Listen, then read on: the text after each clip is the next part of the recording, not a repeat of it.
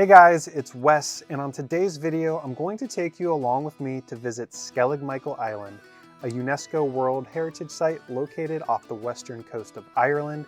This remote, rocky island has captured the hearts of travelers and Star Wars fans alike, thanks to its dramatic landscapes, ancient settlements, and use in the Star Wars series. But reaching this remote island is no easy task, and it will require a bit of careful planning to ensure you reach it to the top. During my visit, our boat's captain said nearly 40% of boats scheduled to visit the island are forced to cancel due to Ireland's notoriously unpredictable weather and rough seas.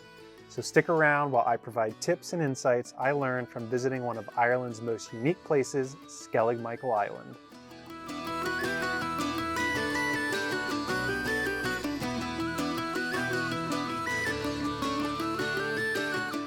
Skellig Michael Island is located approximately 7.2 miles or 11.6 kilometers west of the Iveragh Peninsula in County Kerry, Ireland. It is one of two islands in the Skellig Rocks archipelago, with the other being Little Skellig. For a visit to Skellig Michael Island, I'd recommend staying in the town of Portmagee the prior night, as this is the primary departure point for trips to the island. Boats headed for Skellig Michael typically leave early in the morning, and Portmagee is a 5-hour drive from Dublin. During my trip, we stayed at the Moorings Hotel, which was directly across the street from the harbor.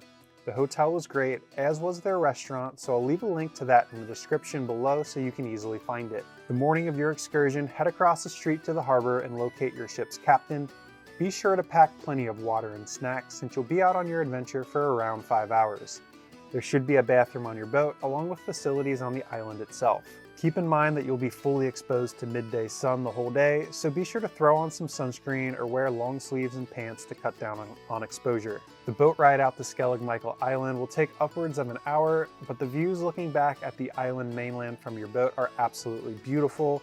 On your outbound journey, you'll also make a lap around Little Skellig Island. This rugged island almost appears snow-capped from a distance, but once you get closer, you'll realize that it's the byproduct of the 25,000 plus seabirds who call the island home. Make sure to keep your eyes peeled as you circle Little Skellig, as you might even spot some seals sunbathing on the rocks near the water. After enjoying views of Little Skellig, it's time to head over to the main attraction, which is Skellig Michael Island. As you're dropped off at the dock, your captain will go over some instructions on how to work your way up the 600 plus narrow stone steps that lead to the ancient stone monastery buildings atop the island. It's important to follow these instructions and to follow leave no trace principles to ensure the island is well preserved for future visitors and so that the wildlife that calls it home is not disturbed.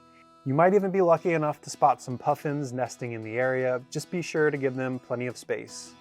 Also, keep in mind that the trails are narrow and will be very busy with other visitors. Avoid stopping on the steps to take photos of the landscapes or wildlife, since it will hinder everyone else's ability to move up and down the steps. Once you disembark, you'll have about 2 hours to freely explore the island, which is more than enough time to take it all in. The climb up to the monastery is pretty steep, but it isn't too lengthy, so most visitors should be able to reach the top without too much difficulty.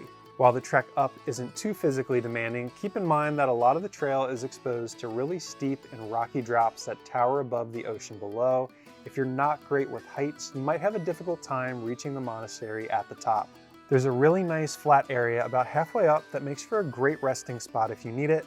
Once you reach the Christian monastery area, there will be a local guide providing an overview of the island's history, which dates back to the 6th century.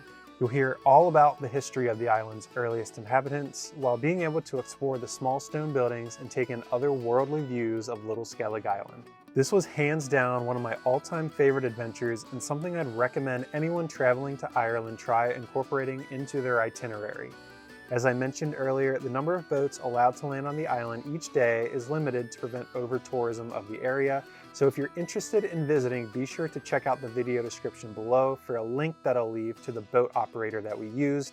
Seats tend to sell out pretty far in advance, so you can only visit the island between May and September. Options outside of this window will be extremely limited, so do your research and plan ahead. The Skellig Michael guide that I published on my blog goes into a lot more detail that we didn't have time to cover on this video. That's a great trip planning resource if you're interested in visiting the island yourself. Thanks for joining me on today's adventure, and don't forget to check out my other Ireland guides for more travel planning resources to make your Ireland trip truly unforgettable. And if you enjoyed this video, please give it a thumbs up. And don't forget to subscribe to Travel with Wes for more exciting travel inspiration just like this. Until next time, safe travels and thanks for watching.